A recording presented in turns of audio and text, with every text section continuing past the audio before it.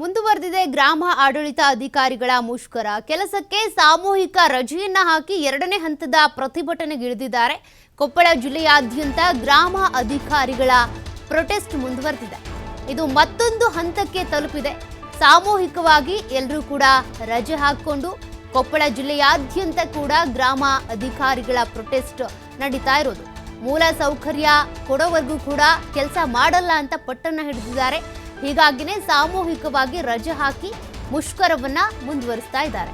ಭರವಸೆ ಈಡೇರಿಸದ ಕಂದಾಯ ಸಚಿವರ ವಿರುದ್ಧ ಆಕ್ರೋಶವನ್ನ ಹೊರಹಾಕಿದ್ದಾರೆ. ಸರ್ಕಾರಿ ನೌಕರರ ಮುಷ್ಕರದಿಂದಾಗಿ ರೈತರೀಗ ಪರದಾಡ್ತಾ ಇದ್ದಾರೆ. ಸಾರ್ವಜನಿಕ ಸೇವೆಗಳು ಸಿಗ್ತಾ ಇಲ್ಲ ಕೊಪ್ಪಳ ಜಿಲ್ಲೆಯಾದ್ಯಂತ.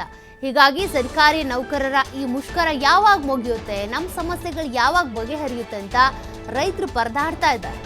ಇವರ ಸಮಸ್ಯೆಗಳ ಬಗೆಹರಿಯೋವರೆಗೂ ಕೂಡ ಇವ್ರ ಮುಷ್ಕರ ಮುಗಿಯೋದಿಲ್ಲ.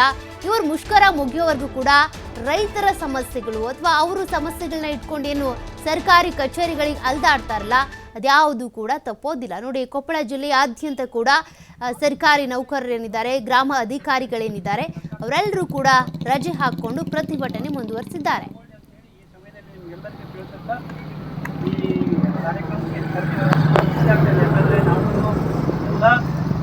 ಫಸ್ಟ್ ಐಕಿಲ್ಲ ಎಲ್ಲ ಇಟ್ಕೊಂಡು ಹೇಳ್ಕೊಳಂಗಿಲ್ಲ. ಈಗ 3 ಗಂಟೆ ಆಯಿತು, ಇನ್ನೂ ಅದೇ 12 ಗಂಟೆ ನನಗೆ ಕಿವಿ ಇದೆ. ಆಮೇಲೆ ಬಿಟ್ಟಿಲ್ಲ ಮಾಡಿ ಕೆಲಸ ಮಾಡೋಕ್ಕೆ ಈಗ ಮಕ್ಕಳು ಇದ್ದೇ ಇರ್ತದೆ ಎಲ್ಲ ನೌಕರರಲ್ಲಿ. ಹಾಗಾಗಿ ಈ ಸಮಯದಲ್ಲಿ ಏನಿವೆ ಮನೆಗೆ ಕೊಟ್ಟಿದ್ದೀರಲ್ಲ, ನೀವು ಖಂಡಿತವಾಗಿ ಸರ್ಕಾರ ಕೊಡ್ತಿದೆ. ಆದಷ್ಟು ಬೇಗ ನೀವೆಲ್ಲ ಬೇಡಿಕೆಗಳು ಈಡೇರಿದೆ ಅಂತೇಳಿ ನಾನು ಕೂಡ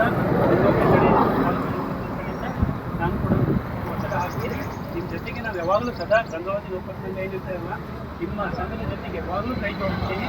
ನೀವು ಸದಾ ಬೆಂಗಳೂರು ಗಂಗಾವತಿ ತಾಲೂಕು ಸರ್ಕಾರವನ್ನು ಕೈಗೊಂಡಿದ್ದೀವಿ. ಇವೆಲ್ಲ ಬೇಡಿಕೆಗಳು ಏನಿದಾವಲ್ಲ, ನ್ಯಾಯಯುತವಾದ ಬೇಡಿಕೆಗಳೇ ಇದೆ.